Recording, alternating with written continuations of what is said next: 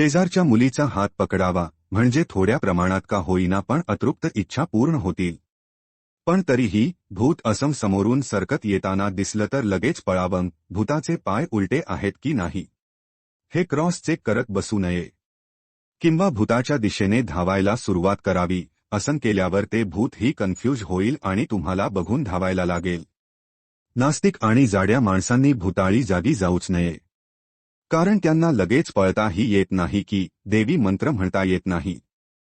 How to kill a ghost असा Google search न करता देवी देवतांचे फोटो सर्च करावेत. भूताने जर मानगूट पकडलीच तर लगेच फोटो दाखवता येतील. नेटवर्क नसेल तर मोबाईलचा टॉर्च हनुवटीखाली पकडून दात विचकून हसावं. असं केल्याने हा तर आपलाच पंटर हे असं भूताला वाटून तो तुम्हाला सोडून देईल. तुम्ही दिसायला जर लय भंगार असाल तर फक्त दात दाखवून सुद्धा काम होऊ शकतं. मला बघून भूत पळून गेलं हे अभिमानाने सांगता येईल.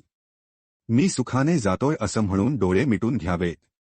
कारण कसं हे अपघाती मृत्यू झाला की आत्मा सुद्धा तळमळत राहतो.